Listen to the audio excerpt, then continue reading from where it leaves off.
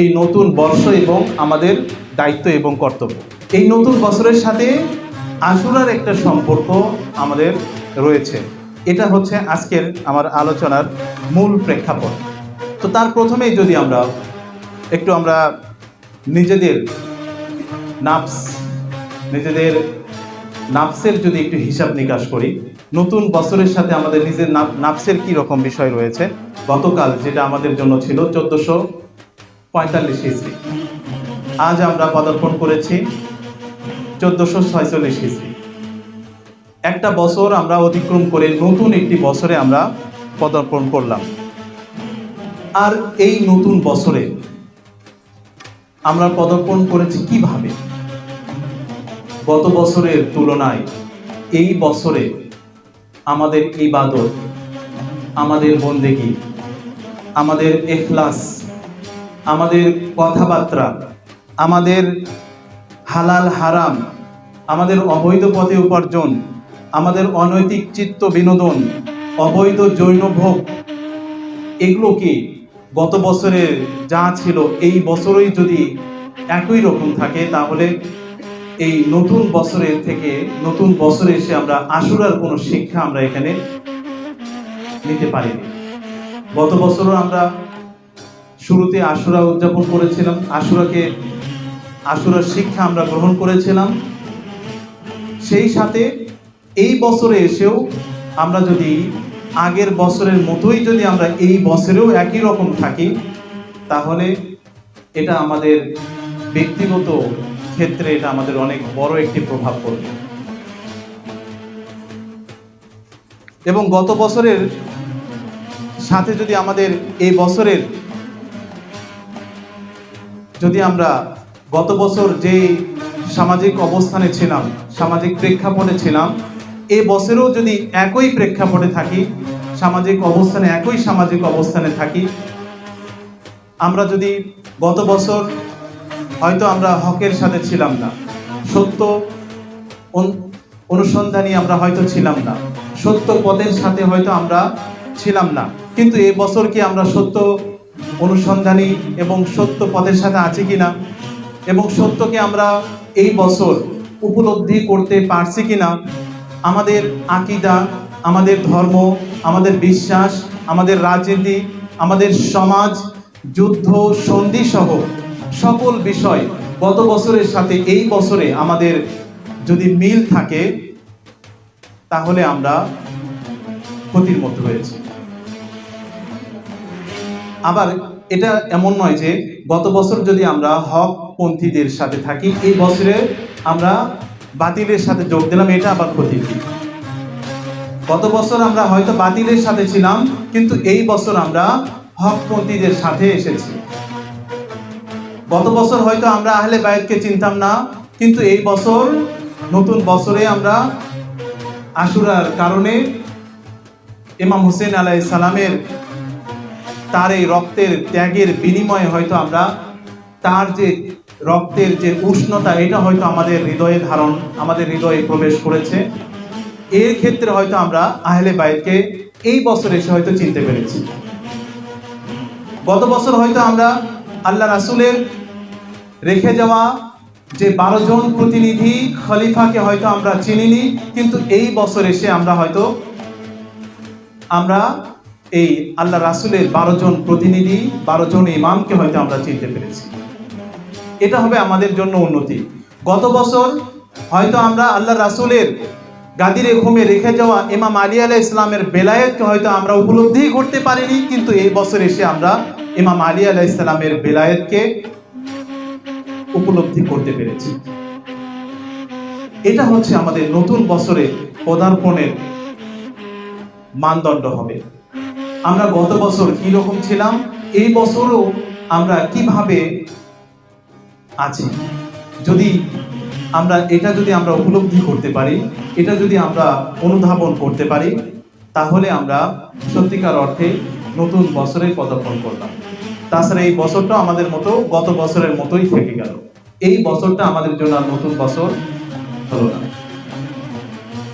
এই ক্ষেত্রে নতুন বছরের জন্য আমাদের আরেকটা বিষয় এখানে খুবই গুরুত্বপূর্ণ একটি দিক রয়েছে, যেটা আমাদের শব্দ চয়ন, আমাদের শব্দ চয়নের সীমারেখা বা আমাদের কথাবার্তা বলার যে সীমারেখা, এর প্রতি গুরুত্ব আরোপ করতে হবে।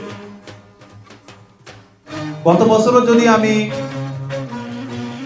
মানুষের গীবত করে থাকি, এই বছরও যদি একই রকম কাজ করছি, গত বছর আমি মানুষের ভিতরে ফিতনা ফাসাদ সৃষ্টি করেছি, কিন্তু এই বছরে সে একই কাজ করছি। গত বছরে আমি মানুষের সাথে মানুষের পরনিন্দা করে থাকি, এ বছরে এসেও আমি একই কাজ করছি। তাহলে আমাদের এই বছরটা আর আমাদের জন্য নতুন বছর হলো না, এই বছরটাও আমাদের ওই গত বছরের মতোই হলো।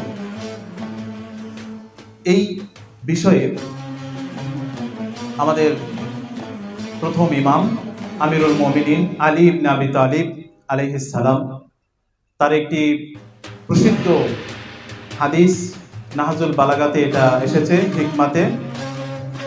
ইমাম আলী আলাইহিস সালাম বলছেন, যদি মানুষ অবগত হয় যে তার কথাবার্তা হচ্ছে তার আমলের অংশ বিশেষ। আমরা আমল বলতে শুধুমাত্র নামাজ, রোজা, হজ, যাকাত, হোমস, জিহাদ, ভালো কাজ করা, সাদকা দেওয়া, এগুলোই বুঝি। কিন্তু আলী আলাইহিস সালাম বলছেন, মানুষ যদি এটা জানতো তার আমরা যে কথা বলছি এই কথাটা হচ্ছে আমাদের আমলের একটা অংশ, তাহলে মানুষ তার নিজের প্রয়োজনীয় বিষয় ছাড়া কোনো কথা বলতো না। আমাদের অপ্রয়োজনীয় কথাবার্তা, এটা আমাদের ইবাদত বা আমাদের আমল হবে না। একই বিষয়ে আল্লাহ রাসূল সাল্লাল্লাহু আলাইহি ওয়া আলিহি ওয়াসাল্লাম দরুদ শরীফ পাঠ করি আমরা,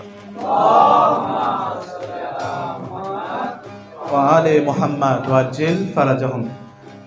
রাসূলুল্লাহ সাল্লাল্লাহু আলাইহি ওয়াসাল্লাম একই বিষয়ে তার একটি হাদিস রয়েছে।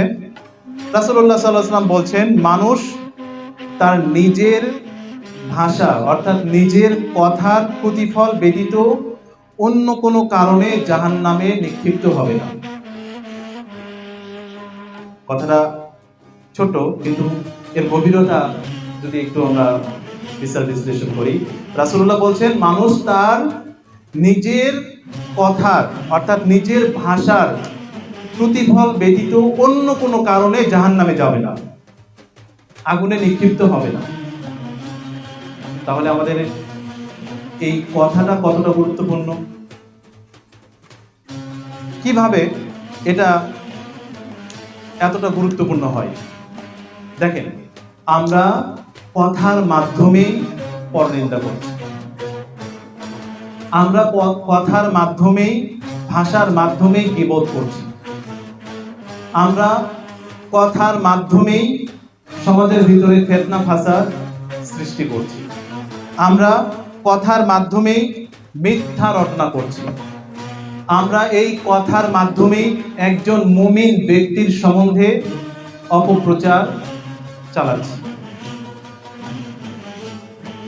কথা, এই কথাটাই এতগুলো বিষয়, গুরুত্বপূর্ণ বিষয়, যেগুলো অত্যন্ত জঘন্য বিষয় রয়েছে।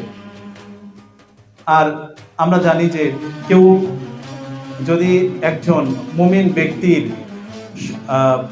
তার সমালোচনা না, এখানে তার সম্বন্ধে যদি কুৎসা রটনা করে, তার শাস্তির সম্পর্কে আমরা জানি, আমরা গীবতের শাস্তির সম্পর্কে আমরা জানি, আমরা পরনিন্দার শাস্তির সম্পর্কে আমরা জানি।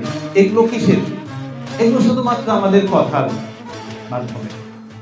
আবার একই বিষয় রয়েছে, এই কথার মাধ্যমে আমরা একটু আমি লক্ষ্য করছি, তাওয়াজ্জু করছি, আমরা এই কথার মাধ্যমেই আল্লাহর একত্ববাদের বিশ্বাসের প্রতি প্রথমে আমরা শাহাদাতাইন পাঠ করে থাকি। আবার এই কথার মাধ্যমেই আমরা রাসূলের পর রাসূলের রিসালাতের উপরে আনুগত্য, রাসূলের রিসালাতের উপরে আমরা বিশ্বাস স্থাপন প্রথমে এই কথার মাধ্যমেই করে থাকি।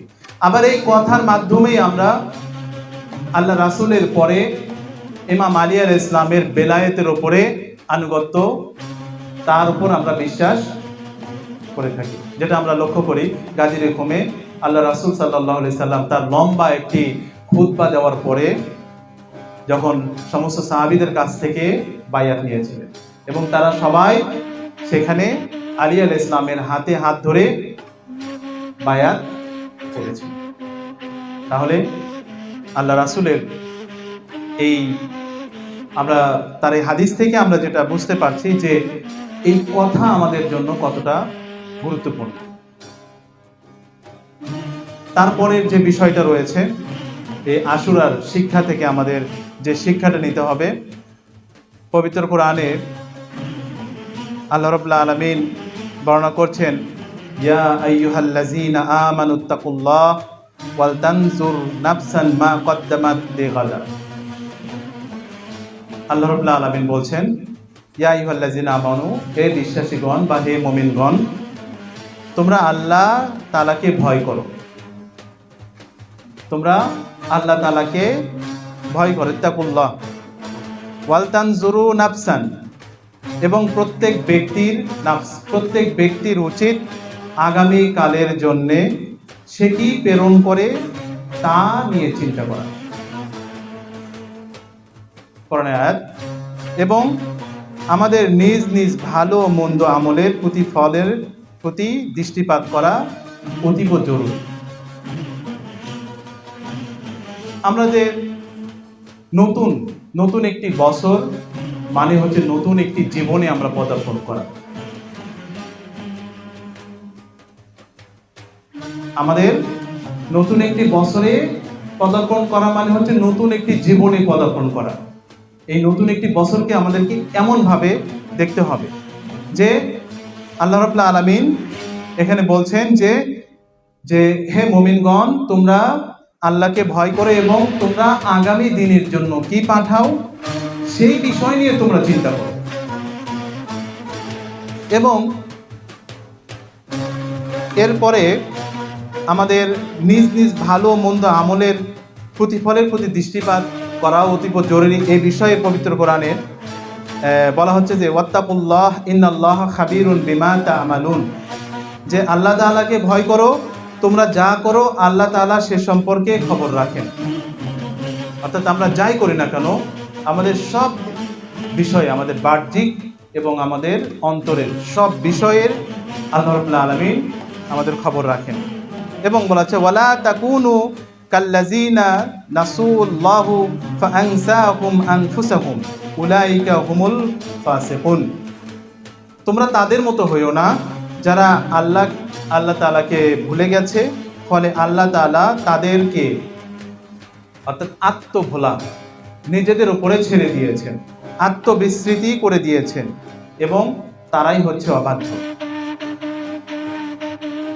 এই পয়েন্ট যেটা নতুন জীবনের সূচনা, আমরা গত বছর থেকে যদি এই বছরে একটি নতুন একটি জীবনে আমরা পদার্পণ করি, তাহলে এখানে একটা বিষয় আমাদের সব সময় এটা রাখতে হবে যে আমাদের প্রতিটা সময়ে আমাদের এইটা চিন্তা করতে হবে যে আমরা আল্লাহ রাব্বুল আলামিনের কাছে কি পাঠাচ্ছি। এখন আমরা বসে আছি, আমরা কি সত্যিকার অর্থে হৃদয় থেকে এখানে বসে আছি, না শুধুমাত্র বাহ্যিকভাবে এখানে বসে আছি? আল্লাহ রাব্বুল আলামিন কিন্তু এটা আমাদের হৃদয়ের খবর তিনি কিন্তু জানেন। যে কোনো বিষয় আগামীকাল আমরা কি পাঠাবো, এই বিষয়গুলো নিয়ে আমাদের চিন্তা করতে হবে। এবং এই যে এই চিন্তা করাটা, এটাকে আমরা বলে থাকি স্মরণ বা জিকির। অর্থাৎ প্রত্যেকটা সময়ে প্রত্যেকটা মুহূর্তে আমাদেরকে আল্লাহর স্মরণ, আল্লাহর জিকির আমাদের হৃদয়ে থাকতে হবে। আর এই জিকির বা এই স্মরণ মানে শুধুমাত্র সবসময় আল্লাহ আল্লাহ আল্লাহ এই জিকির করা হয়। নতুন জীবনের পদার্পণে আশুরা থেকে আমরা যে শিক্ষাটা নেই, এই শিক্ষাটা হচ্ছে আমাদের কার্যক্রম, আমাদের কাজ। আমরা যদি কোনো গুনাহ গুনাহের কাজের সময় যদি আল্লাহকে আমরা স্মরণ করি এবং আল্লাহকে স্মরণ করে সেই কাজ থেকে আমরা বিরত থাকি, এটাও হচ্ছে আল্লাহর একটি স্মরণ। আবার এটাও বলা হচ্ছে আল্লাহ যখন আমাদের ভালো অবস্থায় রাখেন, যখন আমরা একটি ভালো অবস্থায় থাকি, সেই সময়ও যদি আমরা আল্লাহকে স্মরণ করি, এটাও হচ্ছে আল্লাহর একটা জিকির। অর্থাৎ খারাপ সময়ে আমরা যখন গুনাহতে লিপ্ত হচ্ছি, এমন সময়ও যদি আমরা আল্লাহকে স্মরণ করি, স্মরণ করে সেই কাজ থেকে বিরত থাকা, সেটা হচ্ছে আল্লাহর জিকির। এবং ভালো সময়েও আমরা যখন নামাজের মধ্যে রয়েছি, কোনো জিকিরের ভিতর রয়েছি, কোনো দোয়ার মধ্যে রয়েছি, এই সময়ও আল্লাহকে স্মরণ করাটাই হচ্ছে, এটাও হচ্ছে আল্লাহর একটি জিকির। আর আল্লাহ রাব্বুল আলামিন এই কারণে হাদিসে একটা কুদসিতে আল্লাহ রাব্বুল আলামিন বলেছেন যে মুমিনদের হৃদয় হচ্ছে আল্লাহর আরশ। মুমিনদের হৃদয় হচ্ছে আল্লাহর আরশ। আমরা অন্য একটি হাদিসে দেখতে পাই যে যেখানে বলা হচ্ছে আসমান এবং জমিন আল্লাহর সত্তাকে ধারণ করতে পারে না, কারণ আসমান এবং জমিনের সেই ক্ষমতা নেই। কিন্তু এই হাদিসেরই পরে আল্লাহ রাব্বুল আলামিন, যেটা আমি বললাম হাদিসে করছি, অথচ মুমিনদের হৃদয় হচ্ছে আল্লাহর আরশ। প্রত্যেকটা মুমিন ব্যক্তি তার হৃদয়ে আল্লাহকে স্থান দিয়েছে। একবার আমরা দরুদ শরীফ পাঠ করি, সাল্লি আলা মুহাম্মাদ ওয়া আলি মুহাম্মাদ ওয়াজ্জিল ফারাজাহুম। আরেকবার দরুদ শরীফ পাঠ করি, সাল্লি আলা মুহাম্মাদ ওয়া আলি মুহাম্মাদ ওয়াজ্জিল ফারাজাহুম। তাহলে যে বিষয়টা আমরা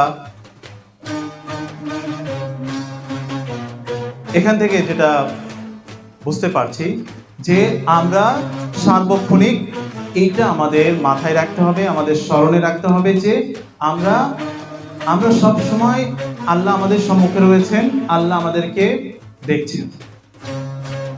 এবং এইটা যখন আমাদের সব সময় আমাদের মস্তিষ্কে, আমাদের জেহেনে থাকবে, তখন আমরা ভালো কাজ করার সময়ও আল্লাহকে স্মরণ হবে, গুনার কাজ করার সময়ও আল্লাহকে স্মরণ হবে, এবং স্মরণ হলে সেই কাজ থেকে আমরা বিরত থাকি। আর এই কারণেই যে হাদিসে কুদসিতে যেটা বলা হলো যে মুমিনদের হৃদয় হচ্ছে আল্লাহর আরশ, অর্থাৎ মুমিনদের হৃদয়ে আল্লাহ অবস্থান করে। আরেকবার আমরা দরুদ শরীফ পাঠ করি, ওয়া আলি মুহাম্মাদ ওয়াজ্জিল ফারাজাহুম। সূরা হাশর আমরা প্রত্যেকটা সময় নামাজ, ফজরের নামাজের পরে শেষের যে 3টা আয়াত তেলাওয়াত করি। আচ্ছা, সূরা হাশরের 20 নম্বর আয়াতে আল্লাহ রাব্বুল আলামিন এখানে এই বিষয় নিয়ে একটা কথা বলেছেন, যে সেখানে বলা হচ্ছে যে দোজখবাসী বেহেশতবাসী তারা কি একই পর্যায়ে? দোজখবাসী এবং বেহেশতবাসী তারা কি একই পর্যায়ের? অর্থাৎ তারা একই পর্যায়ের নয়। এখানে শুধুমাত্র বেহেশতবাসীরাই হচ্ছে সফলকাম। এবং আল্লাহ তাআলা আমাদের অনুগ্রহ করেছেন বিধায় আজকে আমরা এখানে জীবিত আছি, এবং আজকে আমরা এখানে এই ইমাম হুসাইন আলাইহিস সালামের শাহাদতকে স্মরণে এখানে আমরা একটা মজলিসের আয়োজন করতে পেরেছি। এবং আমরা যে বললাম আমাদের মুমিনদের হৃদয় হচ্ছে আল্লাহর আরশ, এবং এই যাদের হৃদয় সত্যিকার অর্থে আল্লাহর আসন রয়েছে, তাদের জন্যই রয়েছে সুসংবাদ জান্নাতে, এবং তারাই হচ্ছে বেহেশতের পথের পথিক, এবং তারা তার আল্লাহ রাব্বুল আলামিনের সমস্ত নির্দেশ অনুযায়ী তারা জীবনযাপন করবে, তারা নিজেদের নাফসের ওপর নিয়ন্ত্রণ করবে, এবং সদা সময় তার জিকিরে মশগুল থাকবে, এবং যারা এই কাজগুলো করবে তাদের বিষয়ে আল্লাহ রাব্বুল আলামিন সূরা হাসরের এই 20 নম্বর আয়াতে বললেন যে যারা দোজখবাসী এবং বেহেশতবাসী তারা কখনোই সমপর্যায়ের নয়। অবশ্যই তাদের ভিতরে পার্থক্য রয়েছে এবং এর ভিতরে সফল কাম হচ্ছে শুধুমাত্র বেহেশতবাসীরা, অর্থাৎ যাদের হৃদয়ে সত্যিকার অর্থেই আল্লাহকে যারা স্থান দিতে পেরেছে। এরপরে আসি আমাদের আজকের আলোচনার মূল বিষয়বস্তু। এতক্ষণ পর্যন্ত আমার আলোচনাটাকে একটু গুছিয়ে নিয়ে আসলাম। এই নতুন বছরে আমরা নতুন বছরকে কেন্দ্র করে অনেকেই অনেকভাবেই বিশ্লেষণ করার চেষ্টা করে থাকি। আসলে আরবি হিজরি যে বর্ষ, এই নতুন বছর, এই হিজরি বছরটা আমরা সমাজে যেইভাবে আমরা চিন্তা করে থাকি আরবি হিজরি বছরটা সেই রকম নয়। এই হিজরি বছরটা, নতুন হিজরি বছর আমাদের এইভাবে হওয়া দরকার, যে বিষয়গুলো নিয়ে আমি এতক্ষণ আলোচনা করলাম। এবং এই হিজরি বছরকে আমাদের আরেকটি বিষয় যেটা চিন্তা করার অধ্যায় রয়েছে সেটা হচ্ছে আশুরা। সেটা আশুরা। আশুরা নতুন করে চিন্তা করার উৎকর্ষ মাধ্যম।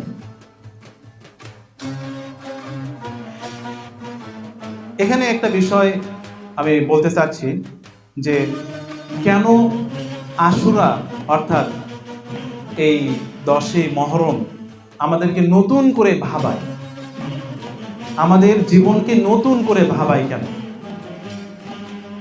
এর কারণটা কি? আল্লাহ রাসূল সাল্লাল্লাহু আলাইহি ওয়াসাল্লাম তিনি তার রিসালাত পৌঁছে দেওয়ার পর, দায়িত্ব সম্পন্ন করার পরে কেন নতুন করে 61 হিজরিতে আশুরা, ইমাম হোসেন আলাইহিস সালামের এই ত্যাগ আমাদেরকে নতুন করে চিন্তা করায় কেন? আসলে বিষয়টা কি ছিল? আমরা কি সত্যিকার অর্থেই রাসূল যেভাবে তার ইসলাম, তার দ্বীনকে রেখে গিয়েছেন, আমরা কি সেইভাবেই ধরে রেখেছিলাম না বিচ্যুত হয়েছিলাম? যদি আশুরা আমাদেরকে নতুন করে চিন্তা করায় তাহলে আমাদের বুঝতে হবে যে আমরা সঠিক রাসূলের রেখে যাওয়া যে ইসলাম, দ্বীন, এটার উপরে আমরা সঠিকভাবে ছিলাম না। এই কারণে ইমাম হোসেন আলাইহিস সালামের এই ত্যাগ, ইমাম হোসেন আলাইহিস সালামের এই শাহাদাত আমাদেরকে নতুন করে আবার চিন্তা করার ক্ষেত্র প্রস্তুত করে। কেন ইমাম হোসেন আলাইহিস সালাম এইভাবে তিনি শহীদ হলেন? কেন রাসূলের পরিবারের 18 জন সদস্য সেখানে শহীদ হলো? কেন রাসূলের সাহাবীদের ভিতরে প্রায় 72 জন সেখানে শহীদ হলো? কি কারণ ছিল? কেন মাত্র 72 জনের বিপরীতে 30,000 সৈন্যবাহিনী সেখানে সমবেত হয়? কি কারণ ছিল? কেন মুসলমানরা রাসূলের ঔরজার সন্তান মা ফাতেমা জাহরার সন্তানদেরকে হত্যা করার জন্য উঠে পড়ে লাগলো? আমাদেরকে এই বিষয়গুলো নতুন করে আবার চিন্তা করায়। এখানে আমরা যদি সামান্য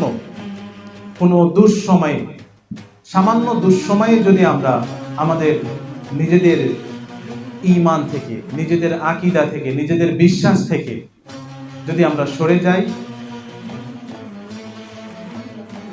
এই বিষয়ে পবিত্র কোরআনে আল্লাহ রাব্বুল আলামিন সূরা হজের 11 নম্বর আয়াতে আল্লাহ রাব্বুল আলামিন বলছেন যে মানুষের মধ্যে কেউ কেউ দ্বিধাদ্বন্দ্বে জড়িত হয়ে আল্লাহর ইবাদত করে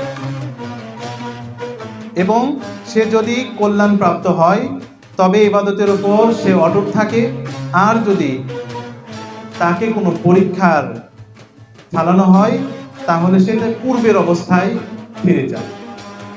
সে ইহকাল ও পরকালে দুই জগতেই সে ক্ষতিগ্রস্ত। এটাই হচ্ছে প্রকাশ্য ক্ষতি। তাহলে আশুরার সাথে আমি যে এই আয়াতটা আসলে যে আমাদের নতুন করে চিন্তা করায়, এটা যে আসে এটা কেন এই আয়াতের বিষয়বস্তু এখানে আসে? এটা আমাদের কিভাবে বলে? আমরা যদি এখন একটু লক্ষ্য করি যে ইমাম হুসেন আলাইহিস সালাম এর আগে ইমাম আলী আলাইহিস সালামের ইমামতকাল, ইমাম হাসান আলাইহিস সালামের ইমামতকাল, যদি আমরা এগুলো একটু লক্ষ্য করি তাহলে আমরা দেখতে পাবো যে ইমাম হাসান আলাইহিস সালামের ইমামতকালে তার মুয়াবিয়ার সাথে তিনি যে যুদ্ধ করেছিলেন, এখানে আমরা দেখতে পাই যে ইমাম হাসান আলাইহিস সালামের সৈন্যবাহিনীর যে লিডাররা ছিল তারা মাত্র সামান্য অর্থের বিনিময়ে কিন্তু বিক্রি হয়ে যায়। এটা আমরা সবাই মোটামুটি জানি। সামান্য একটু পরীক্ষায় তারা পড়েছে, তারা বিচ্যুত হয়ে গেছে। আল্লাহ রাব্বুল আলামিন যে কথাটা কোরআনে বলছেন যে তাদের মধ্যে যদি কোনো পরীক্ষা ফেলানো হয় তারা পূর্বের অবস্থায় ফিরে যায়, তাদের আগে যে অবস্থায় ছিল সেই অবস্থায় তারা ফিরে যায়। রাসূলুল্লাহ সাল্লাল্লাহু আলাইহি সাল্লাম 10ম হিজরিতে আলী আলাইহিস সালামের বেলায়েতকে 1,20,000 সাহাবীদের মধ্যে ঘোষণা দিয়ে দিলেন। মাত্র 70 দিন অতিবাহিত হয়েছে, মাত্র 70 দিন। 70 দিন অতিবাহিত হয়েছে, মানুষ সব ভুলে গেছে। 70 দিনের মাথায় এত বড় একটি ঘটনা, 3 দিনের একটি ঘটনা মানুষ ভুলে গিয়েছে। এখানে মানুষের স্বার্থ, আল্লাহ রাব্বুল আলামিন যে বলছেন যেখানে তাদের স্বার্থ রয়েছে তারা সেইটার প্রতি অটুট থাকে, অর্থাৎ সেই ইবাদতের প্রতি, ইবাদত বলতে শুধুমাত্র নামাজ রোজা না,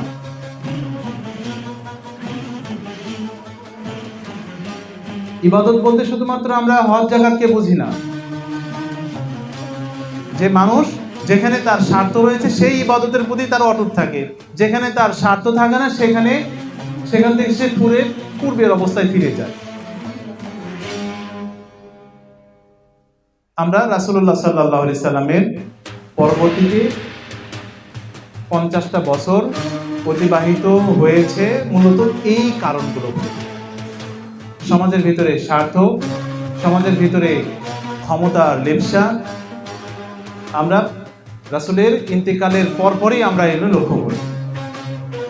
আর যার কারণে মানুষ, বেশিরভাগ মানুষ তাদের ওই স্বার্থের ইবাদতে অটুট ছিল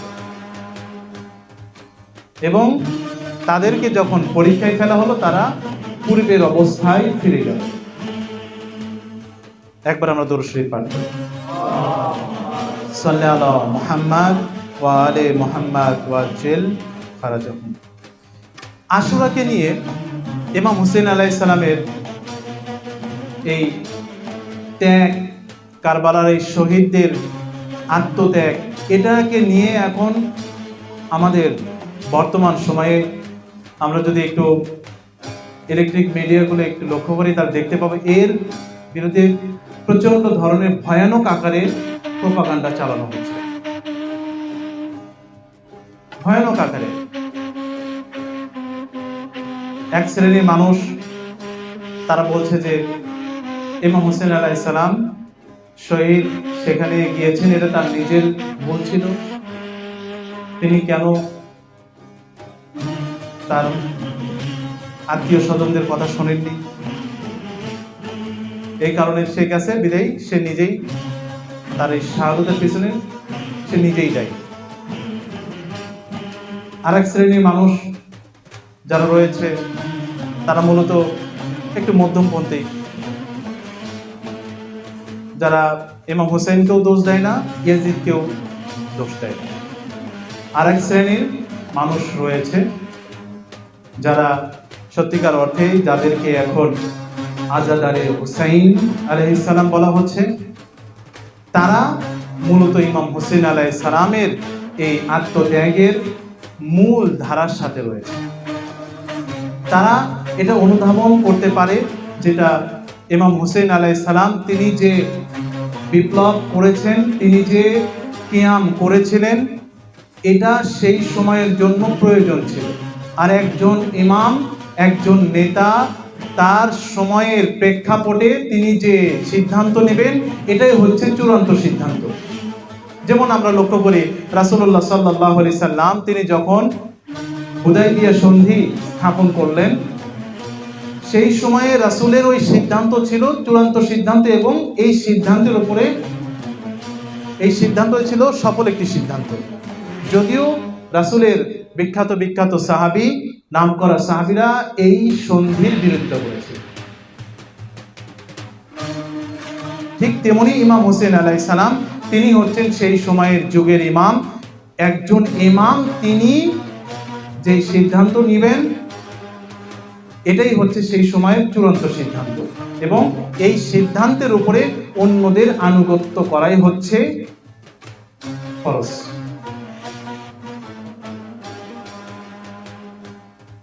তো এখন আমি যে বিষয়টা বলতে চাচ্ছিলাম যে বর্তমান প্রেক্ষাপটে আমাদেরকে খুবই সাবধানে উত্তর দিতে হবে। সমাজে ইলেকট্রিক মিডিয়াতে বিভিন্নভাবে বিভিন্ন জায়গায় বিভিন্ন প্রশ্ন ছুড়ে দেওয়া হচ্ছে, আমাদেরকে এই প্রশ্নগুলোর উত্তর অতি সাবধানে আমাদেরকে দিতে হবে। আমরা রাসূলুল্লাহ সাল্লাল্লাহু আলাইহি ওয়াসাল্লামের থেকে যদি একটা শিক্ষা আমরা নেই, কিভাবে রাসূলুল্লাহ সাল্লাল্লাহু আলাইহি ওয়াসাল্লাম তারপর চালানো প্রোপাগান্ডার উত্তর তিনি দিয়েছিলেন। আবু লাহাবকে তো আমরা সবাই চিনি, রাসূলের সম্পর্কীয় চাচা হয়। আবু লাহাব রাসূল যখন কোনো দিক দিয়ে যাচ্ছিলেন যে কোনো সময়, তখন তিনি চিৎকার করে বলতেন যে, হে লোকজন, তোমরা আমার ভাতিজার কথা কেউ যেন শোনো না, কারণ সে হচ্ছে পাগল। যখন এক ব্যক্তি কারো সম্বন্ধে এরকম চিৎকার করে যদি কোনো কথাবার্তা বলে, অবশ্যই সেটা নিয়ে সমাজের ভিতরে কানাঘুষা হবে, কথাবার্তা হবে। এরকম এখনো এক শ্রেণীর আবু লাহাব রয়েছে যারা ইমাম হোসেন আলাইহিস সালামের এই ত্যাগকে নিয়ে এরকম পাগলের মতো চিৎকার করছে। আল্লাহ রাব্বুল আলামিন রাসূলুল্লাহ সাল্লাল্লাহু আলাইহি সাল্লামকে তিনি কিভাবে এর উত্তর দেওয়ার জন্য বলেছিলেন, একবার আমরা দরুদ শরীফ পাঠ করে সাল্লি আলা মুহাম্মাদ ওয়া আলি মুহাম্মাদ ওয়াজিল ফারাজাহুম। আল্লাহুম্মা সাল্লি আলা মুহাম্মাদ ওয়া আলি মুহাম্মাদ ওয়াজিল। আচ্ছা, সূরা সাবার 44 নম্বর আয়াতে, সূরা সাবার 46 নম্বর আয়াতে আল্লাহ রাব্বুল আলামিন এটা আমাদেরকে শিক্ষা দিয়েছেন। যেমন ভাবে রাসূলুল্লাহকে শিক্ষা দিয়েছেন, ঠিক তেমন ভাবে ওই শিক্ষাটা আমাদের জন্য। এখানে আল্লাহ রাব্বুল আলামিন বলছেন যে এই আবু লাহাবের এই চিৎকারের বিপরীতে আল্লাহ রাব্বুল আলামিন রাসূলকে বলছেন, হে রাসূল, আপনি বলুন, আমি তোমাদেরকে একটি উপদেশ দিচ্ছি। অর্থাৎ এই সমাজকে তিনি বলছেন, আমি তোমাদেরকে একটি উপদেশ দিচ্ছি, তোমরা আল্লাহর নামে একজন করে এবং দুইজন করে দাঁড়াও, অতঃপর তোমরা নিজেরা চিন্তা ভাবনা করো। তোমরা নিজেরা চিন্তা ভাবনা করো আবু লাহাব আমার সম্বন্ধে যা বলছে এই বিষয় নিয়ে, এবং তোমাদের সঙ্গীদের মধ্যে,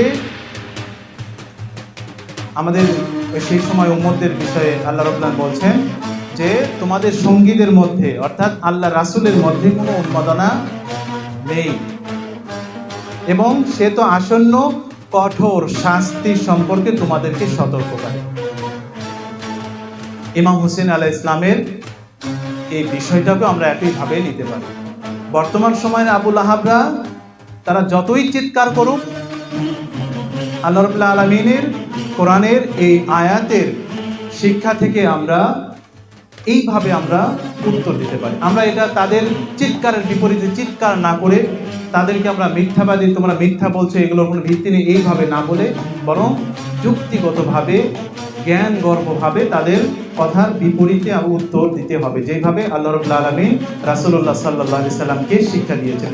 রাসূলুল্লাহ সাল্লাল্লাহু আলাইহি সাল্লাম ওখানে বলতে পারতেন যে আবু লাহাব আমার চাচা মিথ্যা বলছে, পারতেন না, কিন্তু তিনি সেইভাবে বলেননি। আমাদেরকেও ঠিক একইভাবে বর্তমান সময়ের প্রেক্ষাপট অনুযায়ী এইভাবে আমাদেরকে উত্তর দিতে হবে।